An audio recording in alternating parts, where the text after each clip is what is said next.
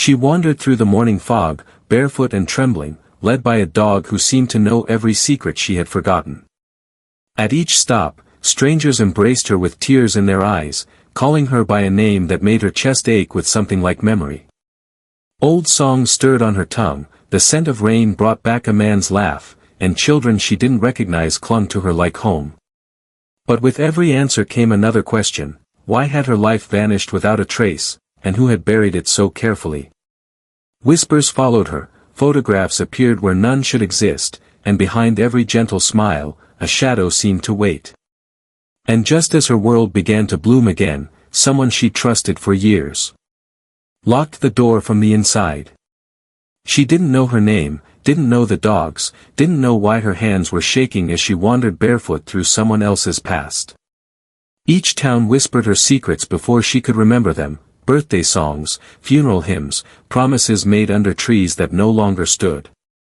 They hugged her like they'd waited a lifetime, cried like she'd died and come back, and smiled with eyes that carried something they weren't saying. The dog always knew where to go next, as if he remembered for her, leading her through memories wrapped in kindness, grief, and something darker. But behind every warm smile, there was a shadow too still, a silence too rehearsed, and a man too helpful to be innocent.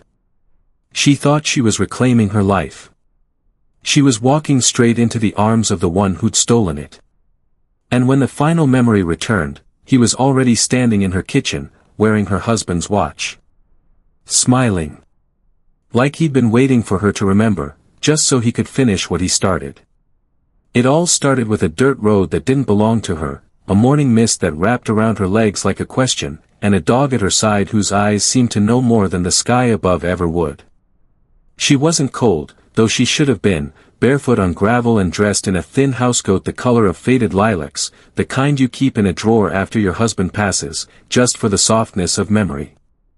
The road stretched like a whisper through the trees, and the trees themselves bent gently forward, as if listening for a name that never came from her lips. She didn't know who she was, nor how long she had been walking, only that the German shepherd beside her kept glancing up, waiting, urging, leading her forward with a steady patience that felt more like love than instinct. There was no purse on her shoulder, no wedding ring on her hand, and no voice in her head to tell her where home might be, but something about the way that dog paused every few steps gave her the strangest sense that he remembered everything she didn't. A crow cawed high above them, its wings slicing the air like secrets, and for a moment she closed her eyes, hoping the sound would unlock a face, a place, even a single word that might feel like hers. But there was nothing, only the dog's warm breath near her wrist and the creaking sound of a sign in the distance, swaying in the breeze like a pendulum caught between time and forgetting. It was an old wooden post, splintered and worn, with a faded green arrow that read, "Carver's Field, 2 miles." The name meant nothing to her, but the dog took it as gospel, pulling gently forward, not by force but by faith, as if he'd walked this road many times before and knew exactly what she needed. And so she followed, because what else can a woman do when her mind is blank as snow and the only thing steady in her world walks on 4 legs with eyes that speak of home?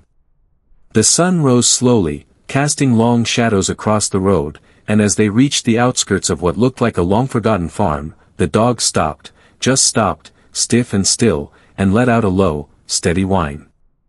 Ahead stood a broken fence, a mailbox clinging to its post by a single nail, and a house that had clearly stopped being anyone's home long ago, its windows boarded, its porch sagging like a man with too many regrets. But something about that porch made her heart stutter in her chest, not in fear, but in the terrible ache of something almost remembered. The dog barked once, not loud, but sharp, urgent, and then looked up at her, his tail low, his ears back, waiting for her to understand.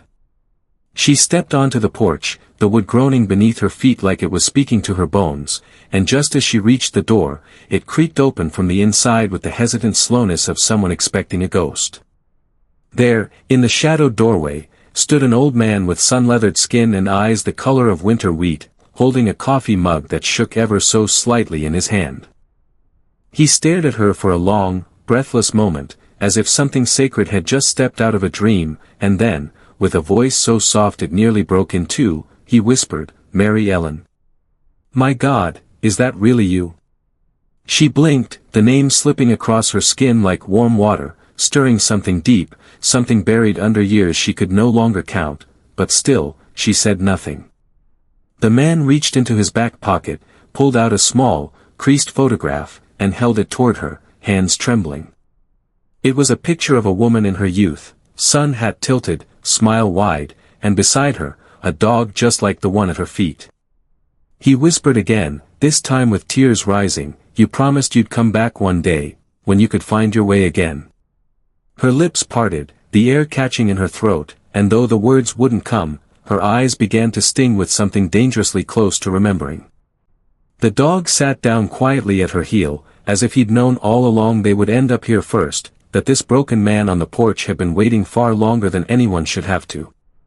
And in that moment, standing in the doorway of a life she couldn't recall, with a stranger calling her by a name that felt like it belonged in her mouth, she felt her knees go weak.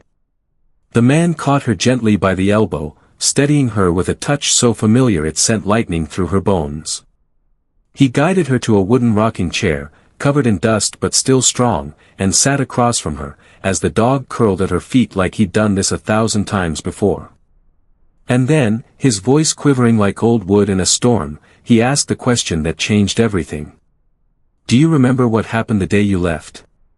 She didn't answer right away, not because she didn't want to, but because something in her chest folded in on itself like an old letter left too long in the rain, the words still there, but blurred at the edges. The question hung in the air between them like smoke from a fire long since extinguished, lingering in the corners of her lungs, forcing her to breathe slower, deeper, as though memory itself was waiting for permission to surface. And then, in a voice so soft and brittle it could have been mistaken for wind, she whispered, "I remember music. I remember someone playing." The old man, who had not stopped staring at her face as if he might memorize it before it vanished again, leaned forward slowly, his eyes widening with something that looked like hope, but might have been fear. "You were at the piano," she continued, each word like stepping barefoot through fog, unsure of the ground beneath but unable to stop moving forward, "and there was a letter, you had written something you never gave me." At that, the man covered his mouth with his hand, not to hide emotion, but as if trying to keep 1,000 unsaid things from spilling out all at once. The dog stirred at her feet, ears twitching, nose rising slightly, like the sound of the word letter meant something even to him, something far more important than it should have been. "I didn't want to go," she added, and the strength in her voice surprised them both, "but I felt like someone had already decided I wouldn't be coming back." The man nodded slowly, rocking in place, the chair creaking beneath him like old bones remembering how to hold weight again, and after a long pause, he finally said, "You disappeared before I could explain, before I could even say goodbye." His words floated out across the porch like autumn leaves riding a breath of wind, fragile and brief, but landing with the weight of something buried and never mourned. He rose to his feet, walked inside, and returned a moment later holding something wrapped in yellowed linen and tied with twine, like a gift no one ever dared to give. "I kept this," he said, placing the bundle on her lap, "for the day you might find your way back, even if you didn't know why you were coming." Her hands trembled as she untied the string, slowly unfolding the fabric until a stack of letters spilled into her lap, each one addressed to her, in handwriting that shook with age even back then. One envelope, thicker than the rest, bore a smear across the ink as if it had once been clutched in a rainstorm, or cried over before it ever left the porch. She opened it with care, as though touching something sacred, and inside found not words of love, not words of apology, but something far more terrifying in its quiet finality, a will, unsigned, with her name left blank. "I was going to leave it all to you," he said, lowering himself slowly into the chair again, "but the day you left, someone else came to visit, someone who said you wouldn't be needing anything anymore." At that, the shepherd raised his head fully, eyes narrowing just slightly as if the man's words stirred a memory even deeper than hers, something not forgotten, but hidden. "I never knew who he was," the man continued, his voice growing quieter, "just that he smiled too easily, and knew too much about our life." That moment stretched long and taut, like the silence before a storm, as she stared down at the letter, her name absent where it should have been written, and a strange ache blooming behind her ribs. "I don't remember him," she said, more to herself than to him, but even as the words left her mouth, the back of her neck tingled with the suspicion that maybe she once did. The old man placed a hand gently over hers, eyes misting with years of regret, and added, there was something in his eyes, like he'd been planning it all along.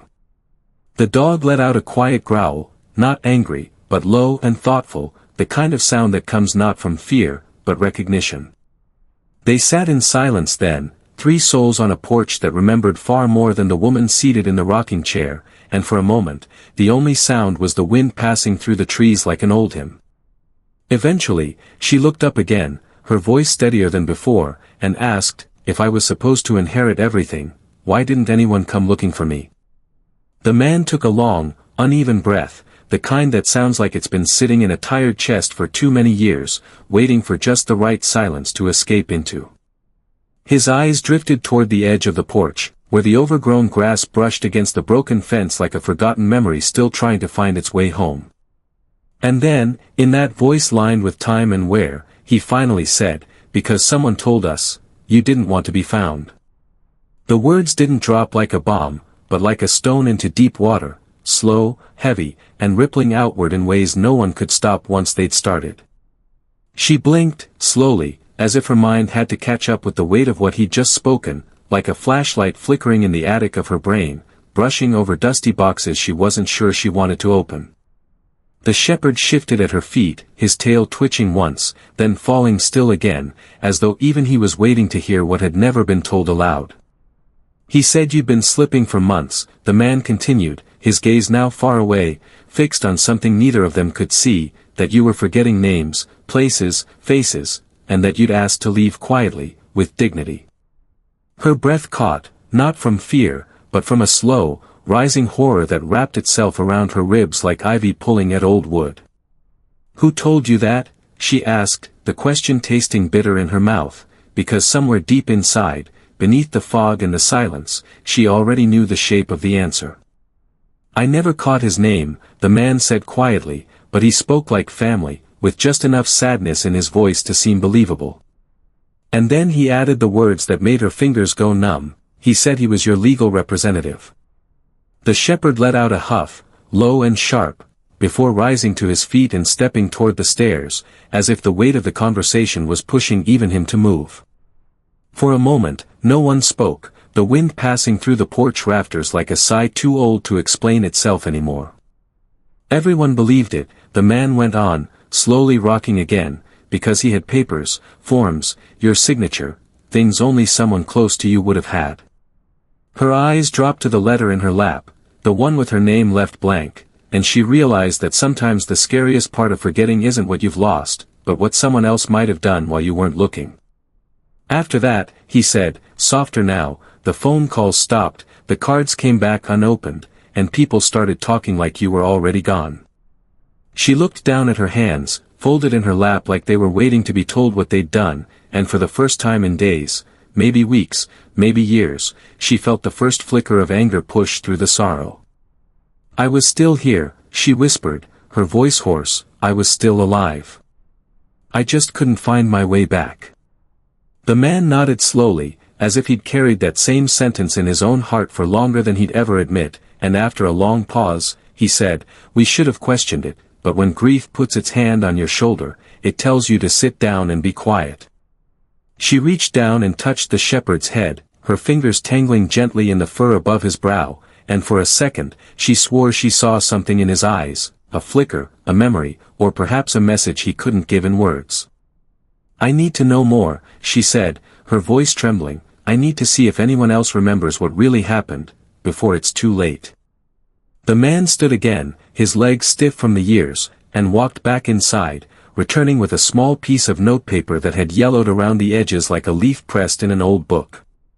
Try the music school, he said, placing the paper in her hand. You spent more time there than you did anywhere else. She read the name aloud, her voice catching slightly, Belmont Academy of Music. He nodded, then added softly, if there's anyone who hasn't forgotten you, it's the people whose lives you touched with that old piano. She rose to her feet, slower than she once might have, but steadier than she'd felt in days, as the shepherd stood beside her like a soldier ready for duty. The road stretched ahead, quieter now, but somehow more certain, like the past was beginning to line up just behind the present, one truth at a time. She turned back to the man on the porch, her voice gentler now, and asked, "Do you remember the song I used to play, the one I said I'd never forget?" "I remember," the old man said quietly, the corners of his eyes wet with years, "because I still hear it sometimes, even when the room is silent." His voice trailed off into the hush of early morning, the kind that only knows how to speak in dew and birdsong, while her fingers tightened slightly around the folded paper in her hand, as if the music were already echoing beneath her skin. And so, with the shepherd guiding her gently once again, she stepped down from the porch of a forgotten chapter and walked toward the next page of a story she had only just begun to remember was hers.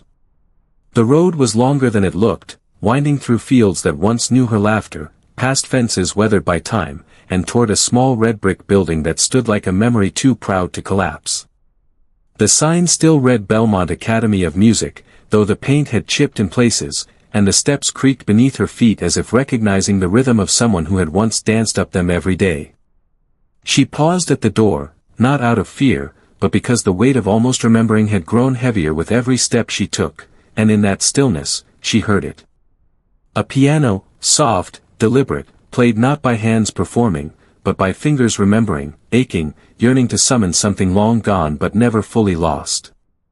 The melody drifted through the cracked window like a scent from another life, pulling her forward, pulling her home, note by note, until her hand met the doorknob with a tremble she could not quiet. Inside, the room was dim but familiar, filled with music stands that leaned like old friends waiting for one last song, and at the baby grand in the far corner sat a woman, silver hair loose, spine straight, and eyes closed like the melody was all she needed to breathe.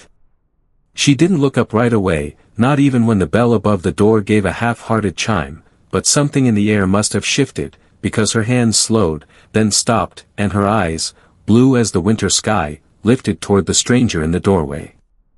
Their eyes met, and for a moment, neither of them said a word, because sometimes the heart speaks louder in silence than any greeting could ever hope to. Then, the pianist stood, knees cracking softly as she rounded the bench, her hand still trembling slightly with the memory of the keys, and whispered, "I've been playing that song every Tuesday since the day you disappeared." A tear rolled down the woman's cheek before she even knew it had started, and the shepherd pressed gently against her leg, steadying her like a lighthouse in a fog she was still trying to cross. "You taught me that piece when I was 12, the pianist continued, her voice now thick with feeling. "You said it wasn't just music, it was a promise never to forget where you came from." Her hand reached out, cautious but hopeful, and the woman stepped forward, placing her palm against the other's, their fingers meeting like pages reuniting in a book no one ever finished reading. "I never forgot you," the younger woman whispered, "but they told me you'd gone to live near the coast, that you didn't want to be contacted again." She pulled away just slightly, the warmth of connection giving way to something colder, something sharper, as the same lie unfolded again under a different roof. "They showed me a letter," she said, her eyes narrowing, "said you were tired, said you didn't want to teach anymore, said someone else would handle your affairs." The woman closed her eyes, and for a brief second, her mind lit up with a flash, blue paper, official looking, a signature at the bottom that might have been hers, or might have been forged. "What did the man look like?" she asked quietly, her voice lined with steel now, not softness, because even a woman who's lost her name knows when she's been lied to. The pianist thought for a moment, then nodded slowly. "He wore a navy suit, carried a briefcase with a monogram, and he knew your favorite composer." Her heart stuttered, not from recognition, but from something deeper, something buried, as if the very idea of someone knowing her without loving her made the world tilt ever so slightly off balance. She looked down at the piano bench, and her feet moved before her mind gave permission, sinking into the seat like a memory easing back into place, and her fingers hovered over the keys. The room went silent, save for the dog's soft breathing and the faint ticking of an old wall clock, and then, slowly, almost reluctantly, her hands began to move. It wasn't perfect, not yet, but the notes came, one after another, pulled from some quiet corner of her soul where the music had waited, patiently, like a friend too loyal to leave. The pianist stepped back, tears flowing freely now, and whispered, "You never really left, did you?" She stopped playing, her fingers resting gently on the keys, and with a slow, aching breath, she said, "Someone made sure I couldn't come back." The shepherd stood beside her, his eyes locked on the hallway beyond the piano room, his ears tilted slightly, sensing something they hadn't noticed before. A door creaked open in the distance, one they hadn't touched, revealing a hallway lined with trophies, photos, and something far more chilling, a wall of old documents, one of which bore her name, and the word, incompetent. The pianist stepped toward it, squinting, then gasped, "Why would they file this at a music academy? This should have gone through probate court." She stood slowly, her breath coming faster now, and asked the question that would carry them into the next chapter. Who else had access to this building after I disappeared? Only 2 sets of keys were ever issued for this building, the pianist answered with quiet certainty, one belonging to me and the other to Mr. Raymond Kerr, a trustworthy janitor who retired the very same month you vanished, though no one could explain why he left so suddenly after 30 loyal years of polishing these floors and doling out peppermint candies to shy students before their first recital. Her words settled over the room like dust drifting through a stained glass window at dusk, and while the shepherd sniffed the baseboards as if following an invisible trail of yesterday's footsteps, we eased down the trophy-lined hallway, each plaque bearing my maiden name beside children I could no longer summon in memory but somehow still loved in my bones. We stopped at the caretaker's office, a cramped nook that smelled of lemon oil and old radios, where a ledger waited on a wobbling desk, its brittle pages thick with the weight of decades, yet one entry, dated the week after I disappeared, shone brighter than any golden cup displayed in the lobby. Written in elegant, practiced cursive, the name, R. Kerr and Associate, appeared twice on consecutive nights, and beside it, in the column marked Purpose, someone had penned a single, unsettling word, Archiving, followed by initials that matched no teacher, administrator, or board member the pianist or I could recall.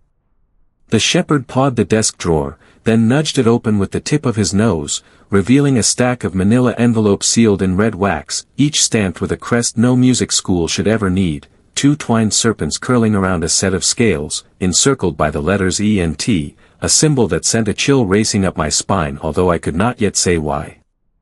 Inside the top envelope we found photocopies of legal documents, guardianship petitions, medical evaluations, and an affidavit claiming I was no longer capable of managing interpersonal relations or financial obligations, all bearing a signature that looked like mine but curved in ways my hand never had, as though forged by someone who understood letters better than hearts. The pianist pressed a trembling finger to the affidavit's notary seal, pointing out the embossed initials RK, and whispered that the same seal had appeared on a donation receipt left anonymously in the school's mailbox the month before my disappearance, an endowment large enough to cover every scholarship for a decade, provided no one asked questions about its source. While her revelation unfurled like a cold wine through the cracked window panes, the shepherd growled, a low, thoughtful rumble, as he stared toward a shadowed corner where a dusty filing cabinet leaned drunkenly against the wall, its bottom drawer locked with a tarnished padlock that carried the same serpent and scales emblem pressed into the steel. We pried the drawer open using an old tuning hammer, and inside lay dozens of black and white photographs taken through long-range lenses, me walking the grocery aisle, me watering the garden, me waving to a neighbor whose name refused to surface, each image stamped with time codes from the months I had somehow forgotten, proof that somebody had been documenting my every ordinary moment like a scientist studying a fragile bird. Tucked beneath the photographs rested a small leather notebook bearing the monogram RK.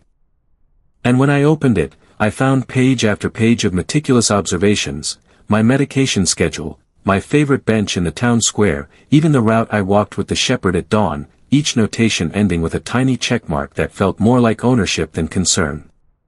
The pianist's breath caught when she flipped to the final entry, dated only 3 days earlier, which read, subject located on Collier Road at 6:14 a.m., exhibiting continued disorientation, retrieval phase imminent, followed by a question that made my pulse pound so loudly I thought the piano strings behind us might vibrate in sympathy. Confirmed transfer to Carver's Field safe house.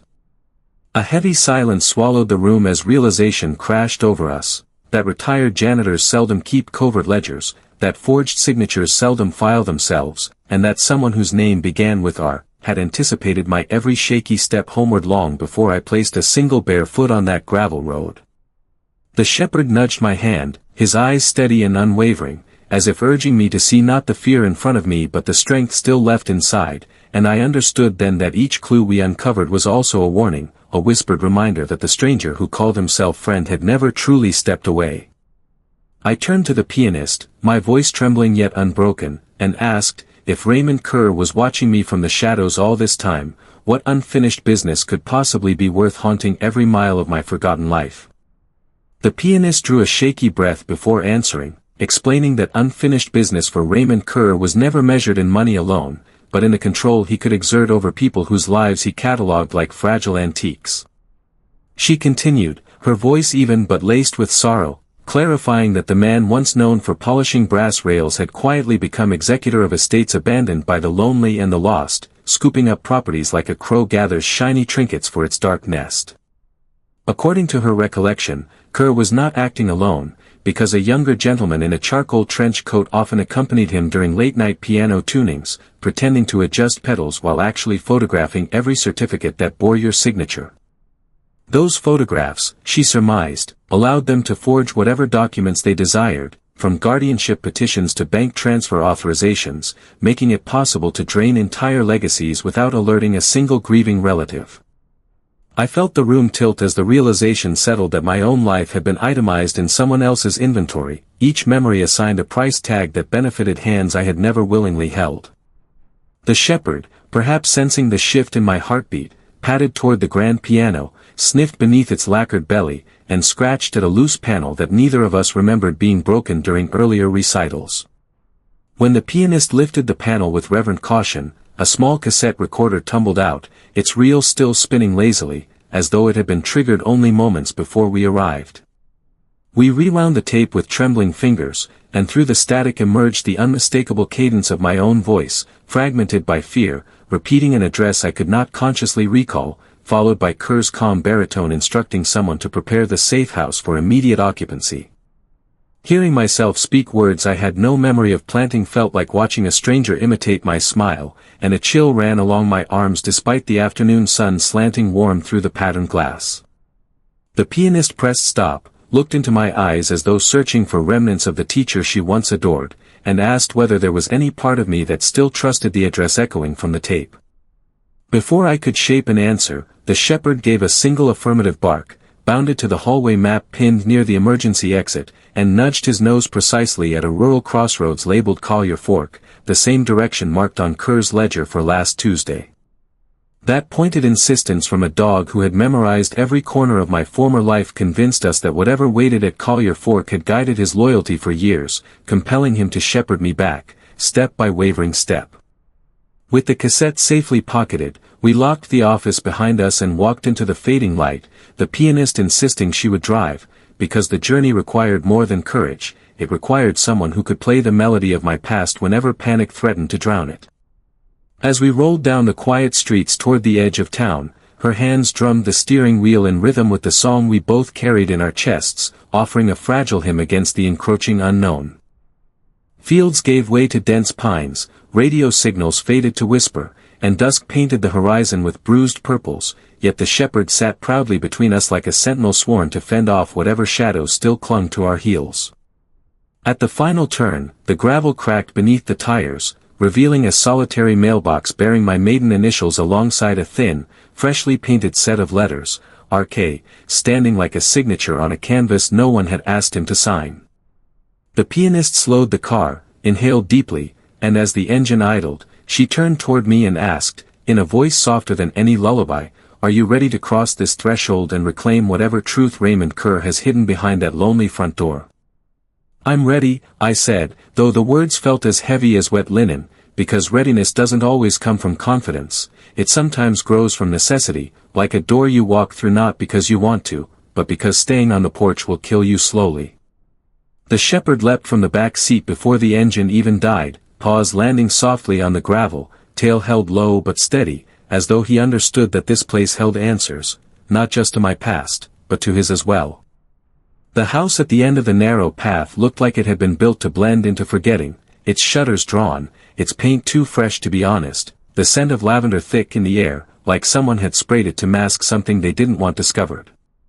We approached with slow, deliberate steps, and with every creak of the porch beneath my feet, I felt years of my life rising from the floorboards, not in memories exactly, but in sensations. How wood grain felt beneath bare feet, how wind smelled after a summer storm, how quiet could hum when someone was listening behind the walls. The pianist stayed close behind me, her hand resting lightly on my shoulder, not guiding, just steadying, like the way you reach for the rail in the dark not to hold it, but to know it's there. When I knocked, there was no answer, but the door, painted a too clean white, creaked open under the weight of my touch as if it had been waiting for me longer than either of us had realized. Inside, the house was painfully tidy, too tidy, like a hotel room staged for guests who would never come, with not a single picture frame out of place, not a single magazine out of date, and yet every surface coated in the silence of a place that had been pretending to be lived in. There was music playing softly from a speaker in the corner, Claire de Lune, the same piece I used to teach first-time students when they doubted they could feel anything beautiful again, and it nearly broke something inside me to hear it in this context, like a prayer being used as a trap. We moved slowly through the front room, the shepherd sniffing every doorway, pausing longer at the corners, his hackles rising slightly as we passed a narrow hallway lined with doors that had no labels, as though the house itself didn't want us to know what they were keeping.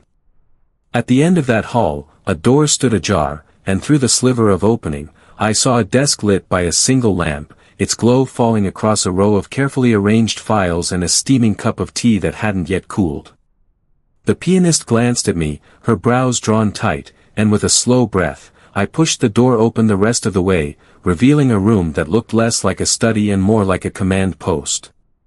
The walls were covered in corkboard, and pinned to each square was something from my life, a photo of me outside my childhood church, a concert program from a spring recital I couldn't remember attending, even a handwritten list of what I supposedly liked for breakfast, right down to how I took my tea. There were also other photos, blurry surveillance images of me from recent weeks, standing outside the grocery store, sitting alone on a park bench, feeding birds with the shepherd beside me, each one marked with a date and time as though I were a suspect under investigation. But the twist didn't come from the photos or the files, it came from the framed certificate on the desk, one that declared Raymond Kerr not as a janitor or caretaker, but as a licensed geriatric care consultant and court-appointed fiduciary with legal authority over my health decisions. The pianist gasped as she read it, and I felt my knees wobble slightly, not because of fear, but because the piece of the puzzle I hadn't known was missing had just fallen into place. Kerr hadn't just watched me, he had legally taken ownership of my life, and he had done so with papers that bore a forged version of my signature and a diagnosis from a doctor I had never met. Just then, the shepherd barked once, sharply, and we turned to see the front door slowly closing on its own, except it wasn't the wind, and it wasn't the house settling. A shadow passed across the glass. Someone was outside. I turned to the pianist, heart hammering harder now, and whispered the question I never thought I'd have to ask. What if Kerr isn't working alone? He's not, the pianist said quietly, her voice carrying that kind of stillness that comes only when a person has crossed the line between suspicion and certainty. She walked slowly toward the file cabinet, her fingers brushing against the metal like someone searching for the right key on an old piano, and pulled out a folder labeled E&T Associates, the same initials we'd seen before, now branded across every page like a watermark in a hymn book written by hands that had never known reverence. As she turned the pages, it became painfully clear that Kerr had been acting under a broader authority, backed by an agency that specialized in the management and redirection of impaired senior assets, a phrase so cold and clinical it made my stomach twist. Each page outlined a separate individual, every one of them flagged for cognitive decline or early memory loss, all living alone, most without children, and all conveniently listed as having voluntarily relinquished power of attorney shortly before their assets were liquidated or redirected. And there, at the bottom of the last page, was a handwritten note beside my name, subject no longer demonstrating reliable recall, final phase to commence upon re-entry. I stepped back, suddenly dizzy, as if the very room had tilted beneath me, and I realized that I hadn't just been forgotten by accident. I'd been erased by design. The shepherd growled again, not a bark, not a warning, but that deep, steady sound he made only when something nearby wasn't quite what it appeared to be. He padded over to the corner of the room and scratched at the edge of a floor rug, one that looked too new for a house this old, and the moment we pulled it back, the trapdoor underneath clicked softly, as if it had been holding its breath all this time. We stood over it, the three of us in silence, and I could feel the past pressing up from beneath the floorboards, heavy and waiting, like it had been sealed not to protect me, but to keep something dangerous from rising. The pianist found a flashlight in the drawer, the beam flickering as she turned it on, and together we pulled the trapdoor open with a loud creak that echoed through the house like a groan from something that had waited too long to speak. The wooden steps descended into a narrow hallway lined with cinderblock, and the deeper we went, the colder it became, not just in temperature, but in atmosphere, like the air itself had learned how to forget joy. At the base of the stairs, we found a small room outfitted like a patient's suite, bed neatly made, bookshelf arranged with classics, a pitcher of water still full beside an untouched glass, and on the far wall, pinned beneath a piece of plexiglass, was a daily routine written in block letters. It was my handwriting, but I had no memory of writing it. It detailed wake-up times, meals, therapy sessions, and medication logs, all followed by one strange, repeated instruction at the bottom: do not ask questions. Memory will return in stages. Trust the man in blue. A shiver ran through me as I stared at the words, realizing that this room hadn't been abandoned at all, it had been paused, waiting for someone to return, someone they believed might be convinced to step back into compliance. The pianist walked to the dresser and opened the top drawer slowly, revealing a row of labeled vials, each bearing my name, along with medication I didn't recognize, most of which had been blacked out with thick permanent marker over the side effects section. The date labels were recent. I reached for one, but the shepherd stepped between me and the drawer, staring me down with eyes that pleaded don't, as if he remembered something my body hadn't yet recalled. Then we heard it, footsteps upstairs. Not hurried. Measured. Someone had entered the house. The pianist's eyes met mine, wide and full of questions, and I could feel the adrenaline building behind my ribs like a second heartbeat. But even then, deep in the cold dark of a basement built to hold someone like me, I knew we couldn't leave just yet. I turned to her and asked, what if the person walking upstairs isn't Raymond Kerr at all? It isn't, the pianist whispered, her hand already reaching for mine, her voice trembling not from fear, but from a knowing that came too late to change anything and too early to stop what was already in motion. She pulled me gently away from the drawer as the footsteps crept closer, each one deliberate, confident, not like someone sneaking or searching, but someone returning to something he believed still belonged to him. The shepherd stood between us and the stairwell, body rigid, ears pinned back, his low growl vibrating through the walls like a warning passed down through generations of guardians who knew danger when they saw it, dressed in silence. From where we stood, we could see the bottom sliver of the staircase, lit only by the flashlight beam that now shivered in the pianist's unsteady grip, casting long shadows that danced like memories across the basement walls. And then, the figure appeared, slowly descending the stairs with a casualness that sent ice down my spine, like a man visiting a cellar to check on a jar of peaches he'd forgotten he'd sealed away. But it wasn't Raymond Kerr. It was the man in the charcoal coat. His hair slicked back, his shoes polished, and in his right hand he held a leather-bound notebook identical to the one we'd found back at the music school, its pages stuffed with tabs, bookmarks, and something that glinted like the corner of a photograph. His face was younger than I remembered, but then again, I wasn't certain anymore what my memory was and what had been fed to me through repetition and suggestion like bedtime stories meant to soften the blow of stolen time. He stopped halfway down the stairs, eyes landing on me with a calm, clinical interest, the kind you might use on a museum exhibit or a piece of furniture in an estate sale that had once belonged to someone important. Well, he said, his voice smooth and practiced, I wasn't expecting you to be so lucid. He glanced at the shepherd, whose body was now squared and ready, teeth just beginning to show behind tight black lips, and then at the pianist, whose flashlight beam never wavered from his chest. You must be Claire, he said, nodding politely, we've heard your recitals, lovely interpretation of Debussy last month. But the pianist didn't move, didn't blink, her silence as sharp as a blade pressed against the throat of his charm. He turned back to me, shifting down one more step, and there, finally, I saw it. His eyes. They were the same ones that had looked through me years ago, behind thick glasses and a clipboard, in a doctor's office I couldn't place and never left on my own terms. "You've made quite the journey," he said, and his smile didn't reach his eyes, but some of us aren't meant to carry the full weight of our memories. He stepped to the final stair, now level with the basement floor, and raised the notebook slightly, showing a page marked with the same photograph we'd found in the drawer upstairs, me, standing beside the shepherd, smiling faintly, with nothing behind my eyes but trust. "We didn't erase you," he continued, as if to offer comfort, "we simply redirected the parts that hurt the most. It's what you asked for, if you recall." But I didn't recall. Not the words. Not the moment. Only the hollow afterward, the silence in my bones, the way sunlight never quite warmed me the same way again. The pianist stepped forward, placing herself between us, her voice low and deliberate as she said, if she asked for help, it was never meant to turn into a sentence. He tilted his head, amused, and replied, "A sentence? No. A safeguard.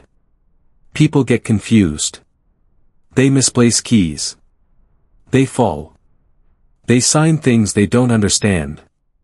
We prevent tragedy." But what he didn't say, what I finally understood in the stillness between his words, was that sometimes tragedy is more profitable when it looks like care. I stepped around the pianist slowly, the shepherd shadowing me step for step, and for the first time in what felt like years, I raised my chin and spoke not from memory, but from something deeper, something no one had managed to file away or bury beneath a pill bottle label. "You took something from me," I said, my voice low and even, "something you can't catalog or bill by the hour. And now I want it back." He blinked, and for the first time, the mask slipped, just a fraction, just enough. The shepherd growled louder now, teeth fully bared, and the man's eyes darted toward the narrow hallway behind him, perhaps wondering how fast he could get back up those stairs. "I'll call the agency," he said carefully, "you're out of compliance, and this house is legally under my—" "No," the pianist cut in, stepping beside me now, "this house belongs to her. This room, these papers, that notebook, they're evidence." And then, softly, I asked the question that silenced even the shepherd's growl. "Where is Raymond Kerr now?" "He's dead," the man in the charcoal coat replied, and though the words came out calm and deliberate, they landed like thunder against a barn roof, shocking not because death had come, but because it had arrived quietly, without witnesses, and far too conveniently for those who remained behind. He took a slow step backward, the first sign of retreat since entering, and continued in that same level voice, "Mr. Kerr passed 3 weeks ago, cardiac arrest, natural causes, nothing suspicious, though I must admit, he was growing careless near the end." The pianist and I stood still, as if our silence might force the truth to keep unraveling, thread by thread, until the whole of it lay exposed on the floor between us. "His files were incomplete," the man added, glancing at the notebook in his hand as though it might back him up. "He left no will, no directives, but he did mention you, often, said you were his greatest challenge and his deepest failure." At that, something inside me shifted, not with anger, but with an eerie kind of clarity, the way a fog lifts from a field not all at once, but slowly enough that you realize what you're standing in has roots. He looked at me now with something that almost resembled pity, though I knew better than to take it as anything but strategy, and he said, "He wanted to protect you. That's what all of this was about, control, yes, but for your benefit. That was always his justification."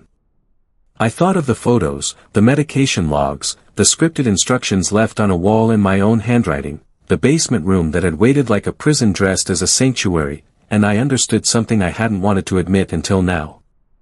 This hadn't been protection. This had been possession.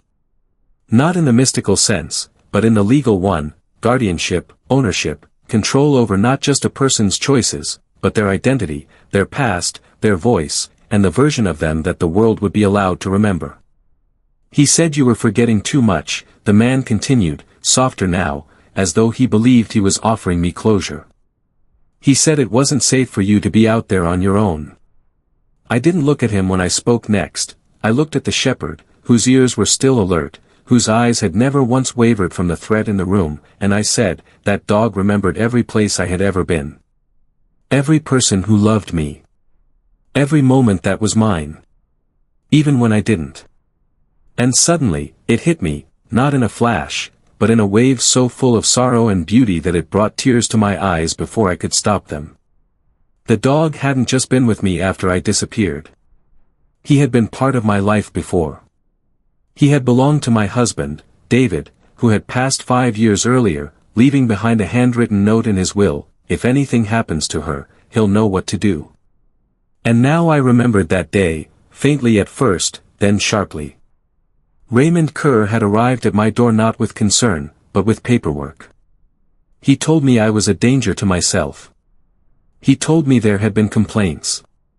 He said I could sign the documents now, peacefully, or later, with consequences. I had refused. And then, 2 days later, I woke up in a facility that smelled like bleach and lavender and unfamiliar hands. My memories didn't fail me.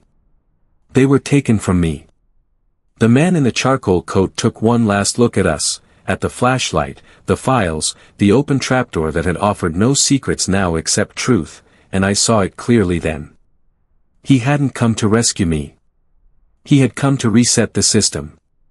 But the system no longer held. The pianist, who had said nothing through my unfolding, finally stepped forward and placed the cassette tape, the one from the basement recorder, on the desk, right beside his leather-bound notebook. "You may want to listen to what you've been saying when you thought no one was recording," she said, her voice steady as stone warmed by years of quiet resistance. And then she nodded toward the door. "You have 5 seconds to leave this house, before we call the people you can't bribe." The man held our gaze a moment longer, his charm stripped bare, his role exposed, and then he turned, quietly, and ascended the stairs. The front door opened. Then closed. And just like that, he was gone. We stood there for a while, not speaking, just breathing, like people who had walked through fire and didn't yet realize their feet were still standing. The shepherd settled at my side, his head resting gently against my hip, as if to remind me that I was still here, that I had made it, and that remembering who I was would never again be something done in isolation. Later that evening, we made calls, quietly, methodically, with copies made of every document, recordings labeled and time-stamped, statements prepared in careful handwriting with the same discipline I once used to teach children how to hold a musical phrase through trembling fingers. And by morning, my name was mine again. My home was mine again. My life, though scarred, would not be rewritten. The shepherd sat beside me on the porch as the sun rose, golden light falling across the face of the pianist who had stayed up all night to make sure I wasn't left alone again. I looked down at the dog, ran my hand along the fur of his back, and asked gently, "Where should we go next?" He looked up, stood slowly, and began to walk. And I followed him. Because now, I remembered everything. And no one was going to take it away again. Let me know in the comments, where in the world are you tuning in from? It's always a joy to see how far these stories reach. And if this one touched your heart, go ahead and subscribe so you won't miss the next one. Until next time, take care.